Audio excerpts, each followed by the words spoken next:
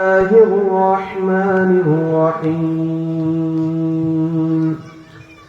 إن الله يأمر بالعدل والإحسان وإيتاء ذي القربى وينهى عن الفحشاء والمنكر والبغي يعظكم لعلكم تذكرون صدق الله العلي العظيم وصدق رسوله النبي الكريم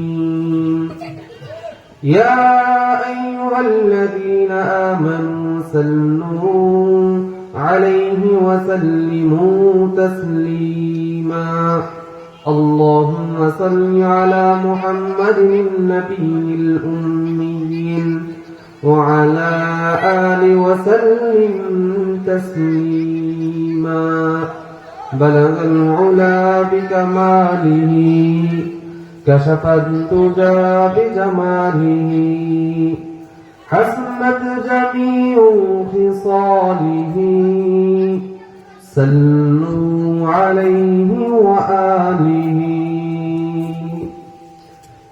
চামিয়ারহাট নুরানি মাদ্রাসা ও যুব তাফসীর কমিটির উদ্যোগে 3 দিন ব্যাপী তাফসীরুল কোরআন মাহফিলের তৃতীয় দিনের দ্বিতীয় অধিবেশনে উপস্থিত ইসলাম প্রিয় তাওহীদ জনতা ও পর্দার আড়ালে অবস্থানরত আমার দ্বীনি মা ও বোনেরা, আমরা সর্বপ্রথম সেই রব্বুল ইজ্জত কুল কায়নাতের মালিক পালনকর্তা রব্বুল ইজ্জতের দরবারে লাখ কোটি শুকরিয়া আদায় করব, যিনি আপনাকে আমাকে এই মুহূর্তপূর্ণ এক জলসায় উপস্থিত হওয়ার জন্য তৌফিক দিয়েছেন, এই কোরআন মাজমায় উপস্থিত হওয়ার মতো হায়াত দিয়েছেন, তৌফিক দিয়েছেন।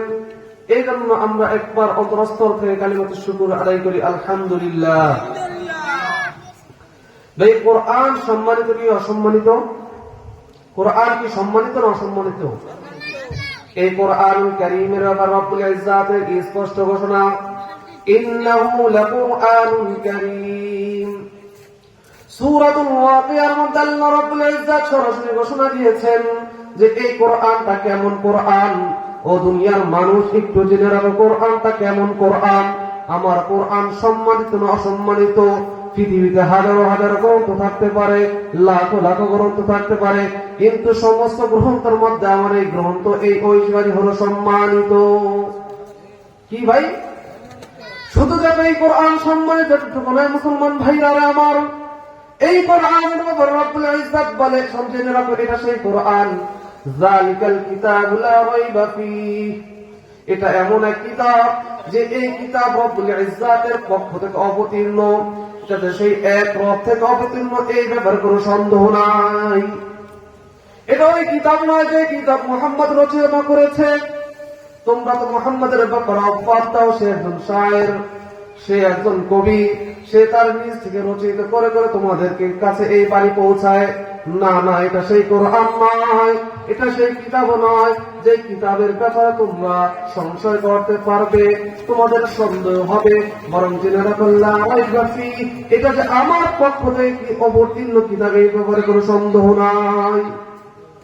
আরো জেনে রাখো এটা এমন এক কিতাব, এটা এমন এক কিতাব, পৃথিবীর কিতাবের মধ্যে লেখক যতই যত্ন সহকারে লেখক না ভাইরা আমার, যতই সুন্দর করে লেখক, যতই মন দিয়ে লেখক, যতই নিজের মেধাকে শ্রম দিয়ে লেখক, একটু না একটু ভুলের অবকাশ থাকে কি থাকে না? মানুষ বলতেই ত্রুটি হবে, এটাই মানুষের স্বভাব, মানুষ বলতেই ভুল হবে। কিন্তু কোরআন এমন এক কিতাব যে কিতাবের মধ্যে কোনো কি নাই, ভুল নাই। একথা আল্লাহ রাব্বুল ইজ্জত বলেছেন যে এটা এমন এক কিতাব যে কিতাবটা সম্মানিত। দ্বিতীয়ত বলেছেন এটা এমন এক কিতাব যে কিতাবের ব্যাপারে কেউ এটাই সংশয় করতে পারবে না যে এটা আল্লাহর পক্ষ থেকে অবতীর্ণ কিনা মানুষের পক্ষ থেকে। মুসলমান ভাইরা আমার, রাসূলুল্লাহ সাল্লাল্লাহু আলাইহি ওয়াসাল্লামের পর যখন এই কোরআন অবতীর্ণ হলো, তিনি যখন মানুষের দুয়ারে দুয়ারে মানুষের কাছে কাছে এই কোরআনকে পৌঁছাতে লাগলেন, এই কোরআনের তেলাওয়াত শুনতে লাগলেন। মানুষ এই কোরআনের তেলাওয়াত শুনে মুগ্ধ হতে হতে ইসলামের দরজা দিতে লাগলো। এটা থেকে মক্কার কাফেরদের তো মাথা গরম, হায় মোহাম্মদ এই কিছু নয়, যার পাগলে মানুষ তার দিকে ছোটে।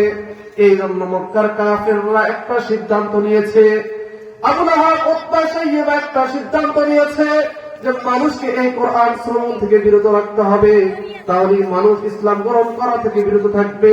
এই জন্য তারা আইন পাশ করলো, সংসদে আইন জারি করলো, তাদের সমাজে আইনটা বিস্তার ঘটিয়ে দিল যে আজ থেকে কেউ মুহাম্মাদের কোরআন শুনতে পারবে না। কিন্তু রব্বুল ইজ্জাত তো একটা কথা আগেই কোরআনে বলে দিয়েছেন। কি বলে দিয়েছেন? রব্বুল ইজ্জাত বলেন, আমি যার কল্যাণ চাই তার সিনাকে ইসলামের জন্য উন্মুক্ত করে দেই। যে জায়গায় আল্লাহ মানুষের সিনাকে উন্মুক্ত করে দেয় ইসলামের জন্য, সে জায়গায় বাধা দেওয়ার কে আছে? কে আছে বাধা দিবে?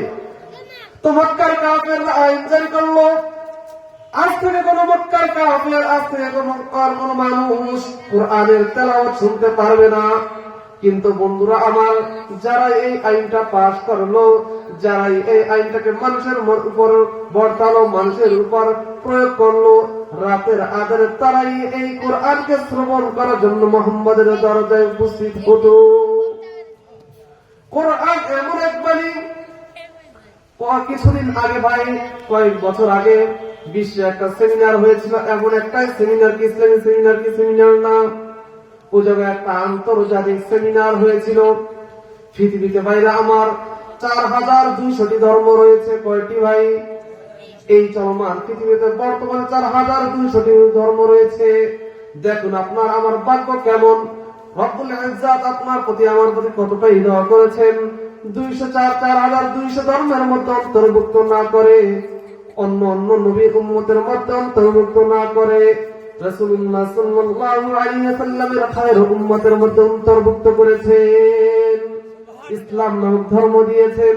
চাইলে তো আমাকে আপনাকে হযরত আদম আলাইহিস সালামের উম্মত বানাতে পারতেন, চাইলে তো হযরত নূহ আলাইহিস সালামের উম্মত বানাইতে পারতেন, চাইলে তো হযরত ইদ্রিস আলাইহিস সালামের উম্মত বানাইতে পারতেন।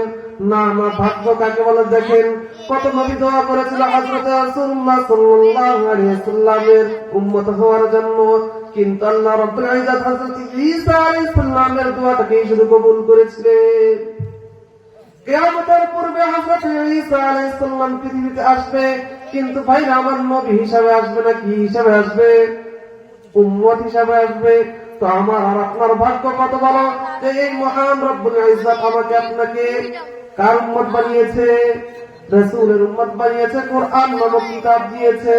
এই 4200টি ধর্ম রয়েছে। একটা সেমিনার হয়েছিল, সেই সেমিনারে সমস্ত ধর্মগ্রন্থ পাঠ করা হবে এবং দেখা হবে কার ধর্ম কত সুন্দর। সমস্ত ধর্মগুরুরা তাদের ধর্মের বই নিয়ে উপস্থিত হলো সেই সেমিনারে। সবার জন্য 10 মিনিট করে বরাদ্দ হলো যে সবাই সবার ধর্মের কিতাব 10 মিনিট পাঠ করবে, তারপর মার্ক দেওয়া হবে, রেজাল্ট দেওয়া হবে কার ধর্মের তেলাওয়াত সুন্দর। একে একে সবাই তেলাওয়াত করলো, নিজেদের ধর্ম গ্রন্থ পাঠ করে মানুষকে শোনাইতে লাগলো। সর্বশেষ আসলো কোরআনের পালা। কার পালা ভাই? কোরআনের পালা। দেখেন কোরআন কত চমৎকার কিতাব, কত মাধুর্যপূর্ণ কিতাব। সবার শেষে কোরআনকে দিয়েছে এই জন্য যে মানুষ দীর্ঘ সময় থাকতে থাকতে বিরক্ত হয়ে যাবে, ক্লান্ত হয়ে যাবে, কোরআনের দিকে মনোনিবেশ করতে পারবে না, কোরআনের মজা নিতে পারবে না। এই জন্য কোরআনকে সবার লাস্টে দিয়েছে। কিন্তু আল্লাহর খেলা কি দেখেন রে ভাই,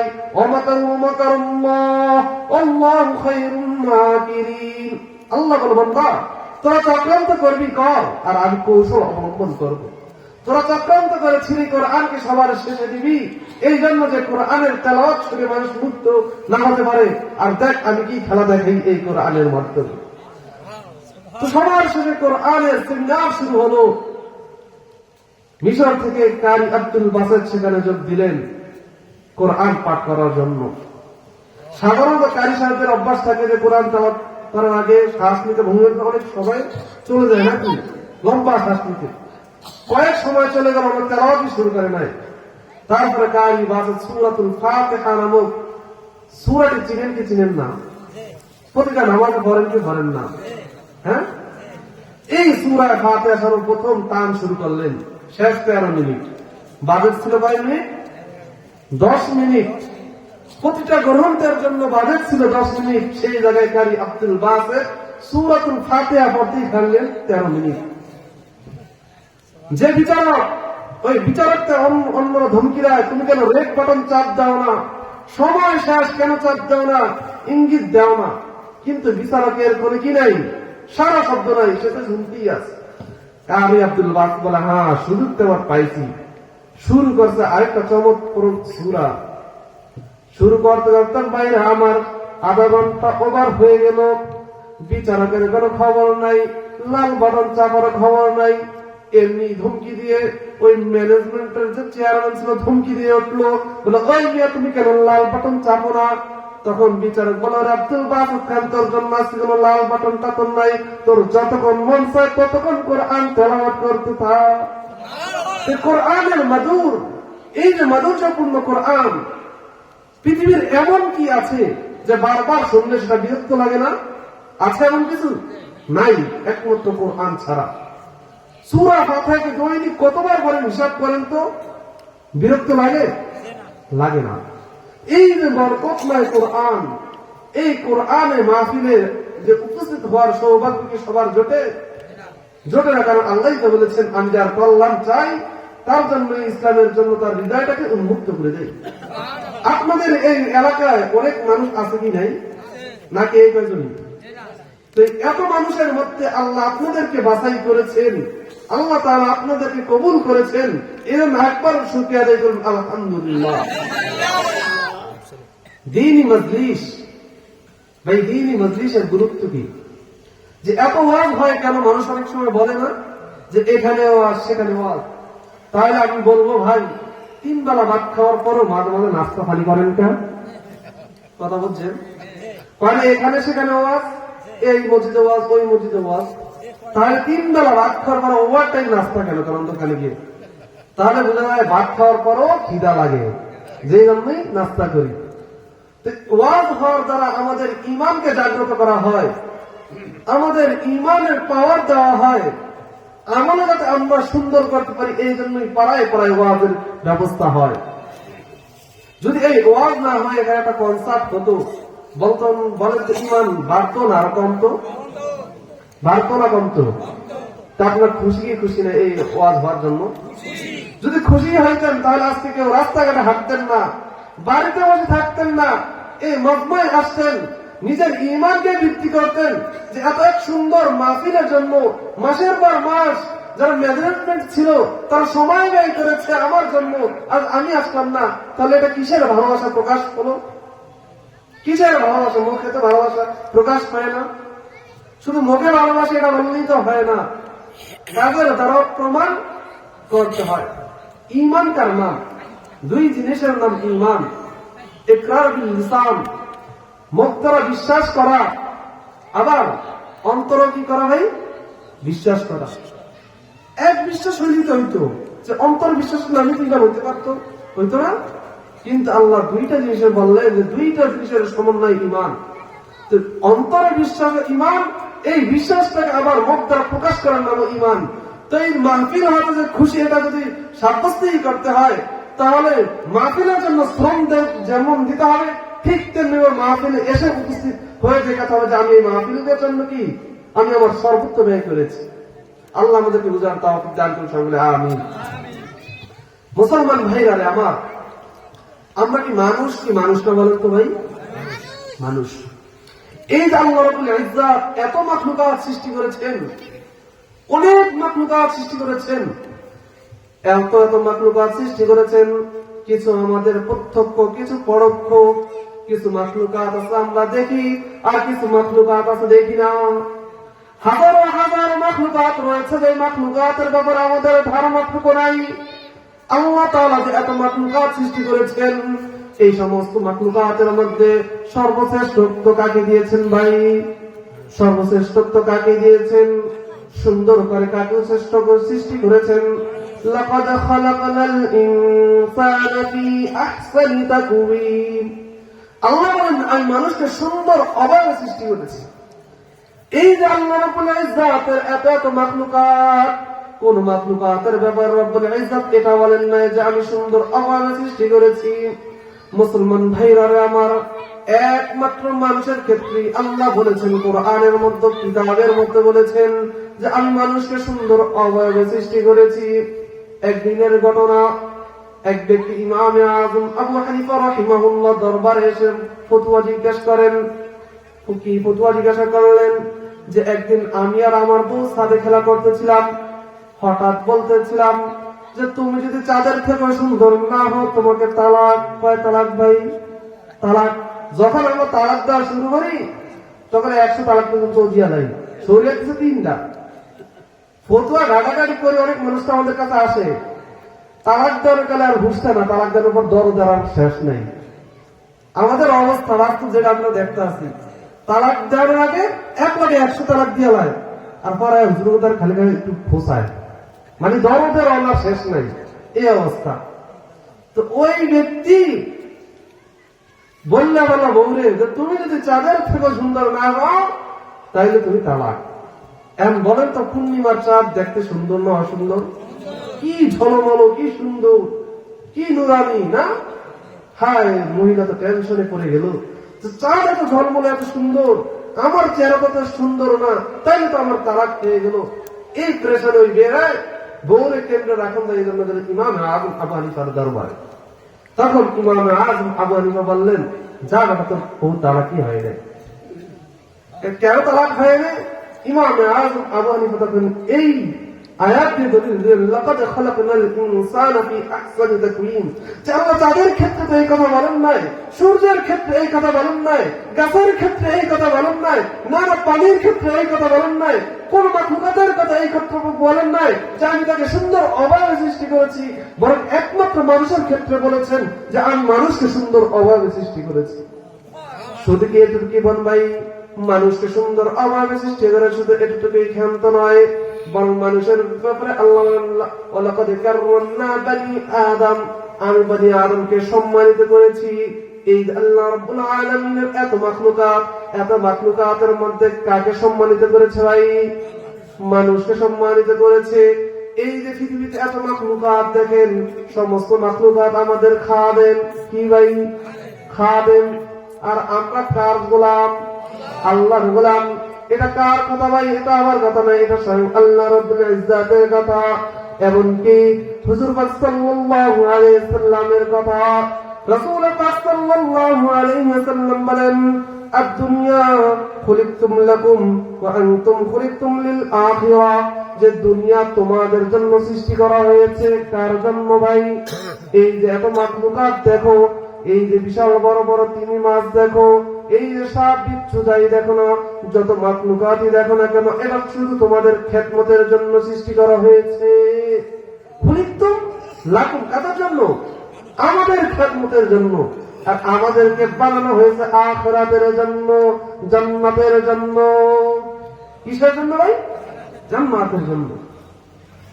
এই যে সুন্দর গাছ দেখতে পাচ্ছেন দাঁড়ায় আছে, আমাদের খেদমত করবি করে না। যখন ভাই মাঠে চাষ করতে যান, প্রচন্ড সূর্যের তাপে মাথার ঘামগুলো পায়ে টপকে টপকে পড়ে, আশ্রয় পাওয়ার জন্য, ঠান্ডা হওয়ার জন্য কোনো জায়গা নাই, তখন কোথায় যান?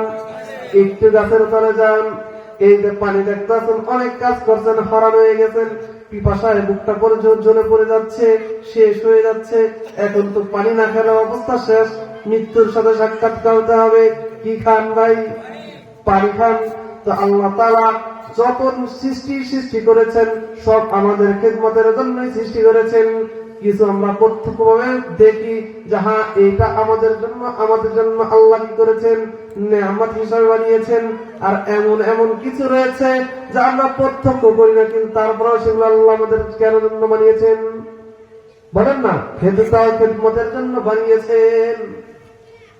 একদিনের ঘটনা, এই যে আল্লাহ সবকিছু আমাদের খেদমতের জন্য বানিয়েছেন, সাপ বিচ্ছু, এইটা কিভাবে বানালেন? একদিন এক আল্লাহর ওলি নদীর পাড় দিয়ে হাঁটতেছে। আমরা নদীর পাড়ে হাঁটি কি হাঁটি না?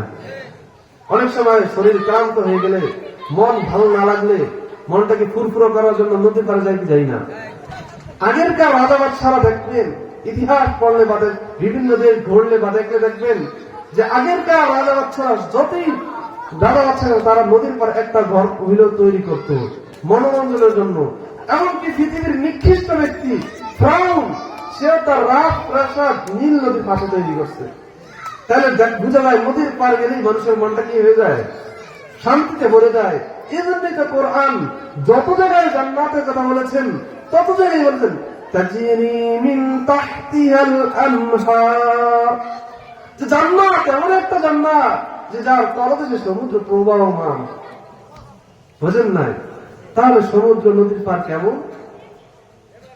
কিসের সমুদ্র লাগবে জান্নাতে? আপনার দুধের সমুদ্র লাগবে, পেয়ে যাবেন দুধের সমুদ্র।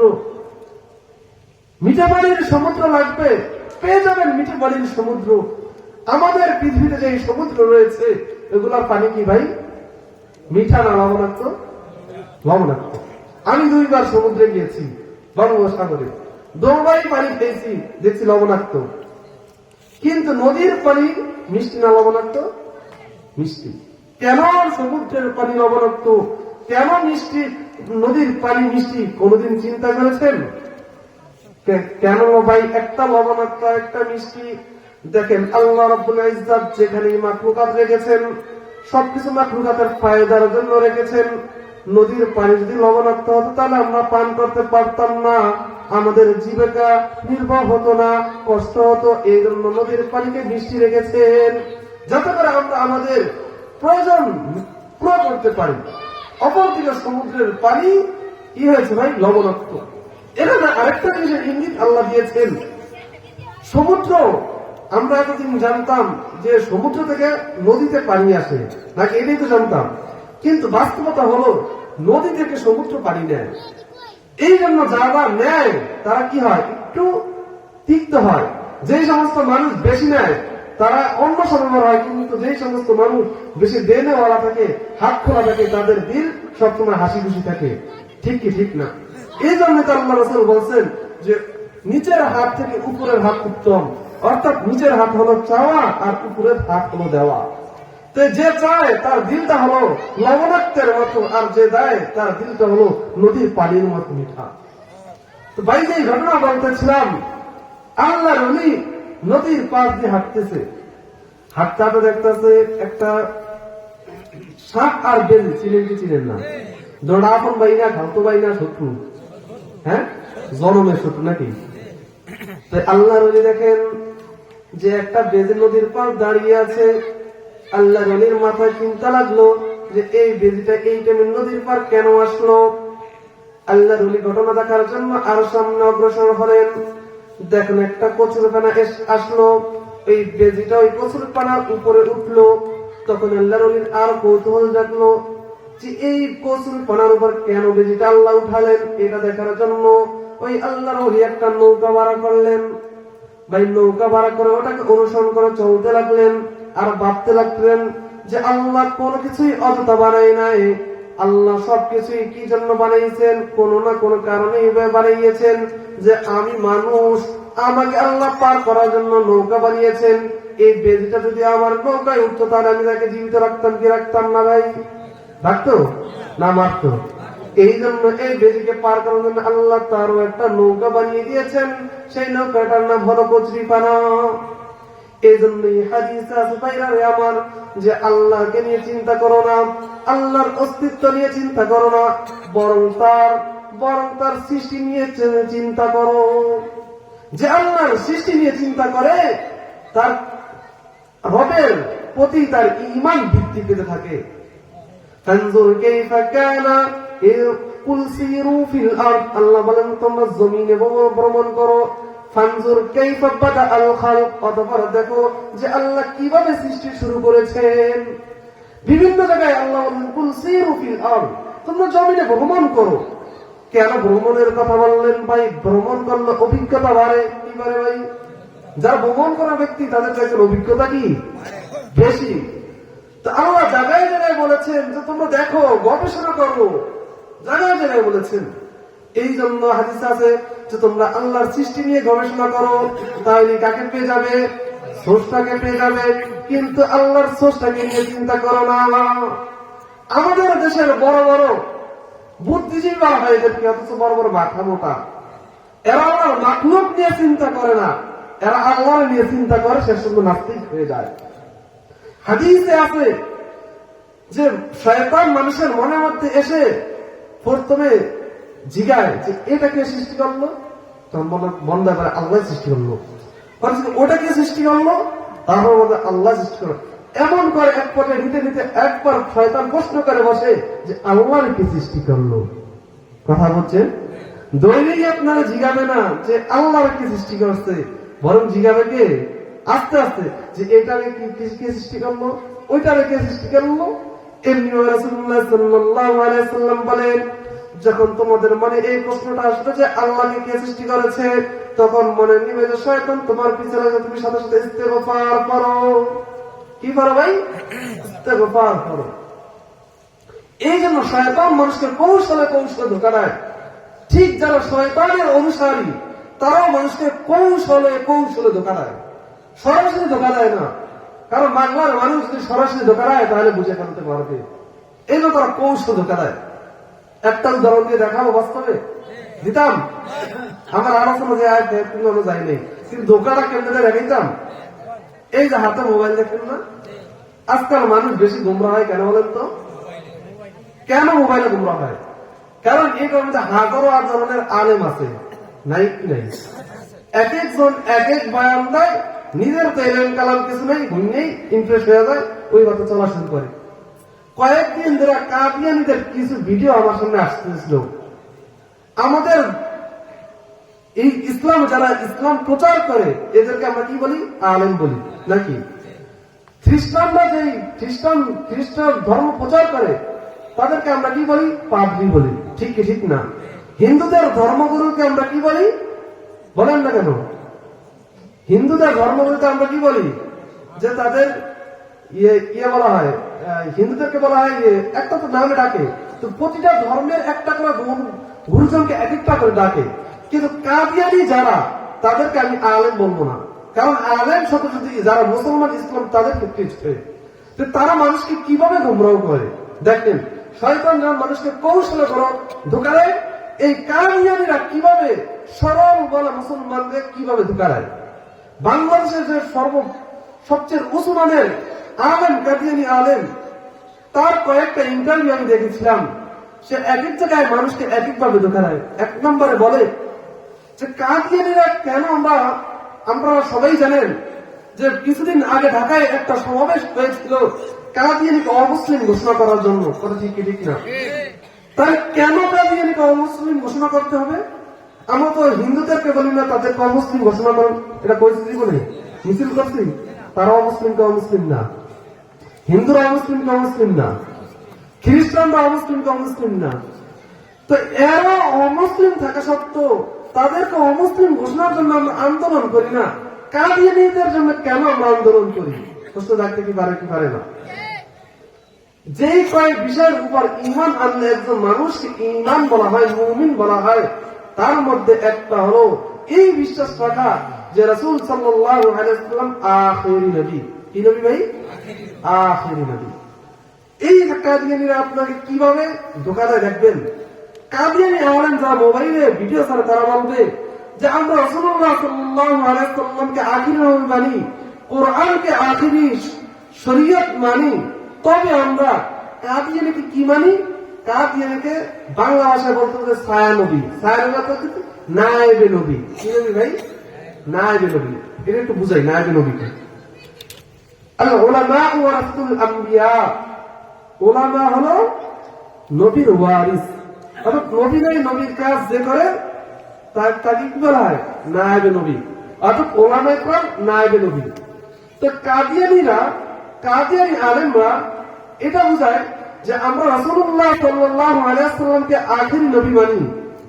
কোন শর্তে? যে তারপরে আর কোন নতুন শরীয়ত আসবে না, সেই শর্তে আমরা নবীকে রাসূলুল্লাহ সাল্লাল্লাহু আলাইহি ওয়াসাল্লামকে আখিরি নবী মানি।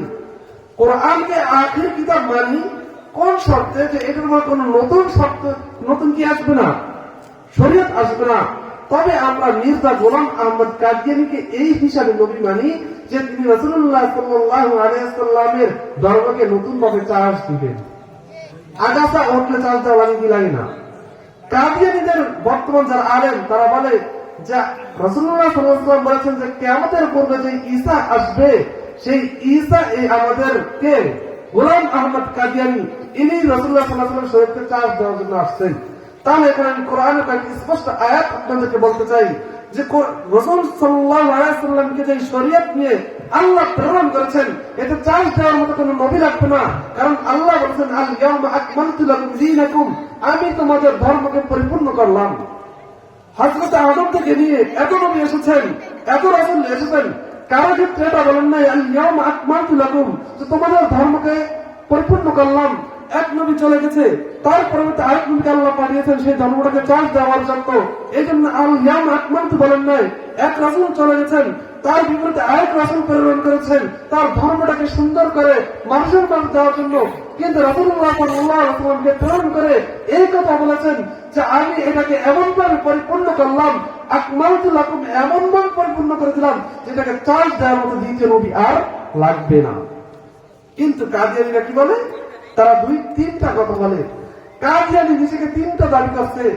এক সময় নিজেকে দাবি করছে সরাসরি রাসূল, দুই নম্বর দাবি করছে ছায়া রাসূল, মানে নায়েব রাসূল যেটাকে বললাম, তিন নম্বর কি নাম মাহাদি। আপনারা ইউটিউবে দেখবেন যারা কাদিয়ানী আলেম তারা মানুষের মাইন্ড অনুযায়ী কথা বলে। কোন সময় দাবি করে সে ঈসা আলাইহিস সালাম। আচ্ছা আমার একটা কথা বুঝান, আমরা বাঙালি, আমি আমার মার পেট থেকে আসছি বিদায় আমার নাম যেটা, আপনার নাম কি সেটা হবে? কোরআন বলে যে ঈসা হচ্ছে মারিয়ামের ছেলে। কার ছেলে ভাই? মারিয়ামের ছেলে কোরআন বলে। আর কাদিয়ানীর মা কি মারিয়াম? কথাটা বুঝছেন? আমার মার ছেলে তো আমি, আপনি তো হবেন না। তো ওরা মানে যে রাসূল সাল্লাল্লাহু আলাইহি ওয়াসাল্লাম যে প্রতিশ্রুতি দিয়েছেন, কাদিয়ানী হচ্ছে যে আখিরি জামানায় যে ঈসা আলাইহিস সালাম আসবেন, যে মাসিয়াতুল ইনি সেই। আচ্ছা, আর আল্লাহ রাসূল সুসংবাদ দিয়েছেন যে মারিয়ামের পুত্র যে ঈসা, সেই ঈসা আসবে। তাহলে কাদিয়ানীর মা কি মারিয়াম ছিল না অন্য কেউ? হ্যাঁ, এটাই। তো যারা এই অর্থ মানে কাদিয়ানীকে যে রাসূলের শরীয়তকে চার্জ দেওয়ার জন্য এক মাসি এসেছে, তাহলে তারা সত্য কথা বলে না, বিভ্রান্ত করে। তারা প্রথমে বলে যে আমরা রাসূলকে আখিরি নবী মানি, কোরআনকে আখিরি নবী মানি, কিন্তু আমরা তাকে রাসূলকে শরীয়তকে চার্জ দেওয়ার জন্য কি করি? নবী মানি। আচ্ছা, শেষ করি। তাহলে বললাম যে শয়তান এইভাবে ধোঁকা দেয়। প্রথমে জিজ্ঞায় যে এটা কে সৃষ্টি করছে, ওটা কে সৃষ্টি করছে, তারপরে জিজ্ঞায় কি আল্লাহকে সৃষ্টি করছে। যত গম্ভীর দল আছে সব মানুষকে এভাবে ধোঁকা দেয়। ডাইরেক্ট ভাবে কেউ ধোঁকা দেয় না, এক এক ভাবে ধোঁকা দেয়, যে পর্যায়ক্রমে ধোঁকা দেয়। তো মুসলমান ভাইরা আমার, আমি বলতেছিলাম যে আল্লাহ আমাদেরকে সৃষ্টি করেছেন আর আমাদের জন্য পুরা পৃথিবীকে খাদেম বানিয়েছেন, পুরা পৃথিবীকে খাদেম বানিয়েছেন। তো এই আল্লাহর ওলি দেখতেছে যে এই বিচ্ছুটা কচুর পাড়ে দিয়ে যেতে যেতে ওই পারে লাগলো, ওই পারে এক আল্লাহর বান্দা শুয়ে আছে, তার মাথার কাছে বিশাল এক সাপ। কি ভাই? বিশাল এক সাপ। ওই আল্লাহর ওলি কয় এই সাপটা ওই ব্যক্তিকে মারবো, ওই রাখাকে মারবো, আমি মারি। কিন্তু তার আগেই বিচ্ছু ওই সাপটাকে কামড় বসিয়ে দিল। তখনই আল্লাহর ওলি বললেন যে আল্লাহর এই বান্দাকে আল্লাহ পাহারা দেওয়ার জন্য ওই পর থেকে আল্লাহ বিচ্ছু নিয়ে এসেছেন। এই জন্যই যারা আল্লাহর সৃষ্টি নিয়ে গবেষণা করে তারা শেষে এটা বলতে পারতো রব্বানা মা খালাকতা হাযা বাতিলা, যে আল্লাহ আপনি তো কোনো কিছু বাতিল ভাবে সৃষ্টি করেন নাই, অনর্থক সৃষ্টি করেন নাই, আপনি আমাদের উপকারের জন্য সৃষ্টি করেছেন। তা যতটুকু আলোচনা করেছি অতটুকুর উপর আলোচনার উপর আমল করে আল্লাহ তৌফিক দান করুন। সকলে আমিন। ওয়া আখির দাওয়ানা আলহামদুলিল্লাহি রাব্বিল আলামিন। সম্মানিত উপস্থিতি, এতক্ষণ ধরে যিনি আমাদেরকে অত্যন্ত গুরুত্বপূর্ণ আলোচনা শোনাইলেন তিনি হলেন আমাদের আজকের মাহফিলের প্রধান অতিথি শাইখুল হাদিস আল্লামা মুফতি ইয়াসিন নবীপুরি সাহেব হুজুরের ছোট সহযোদ্ধা।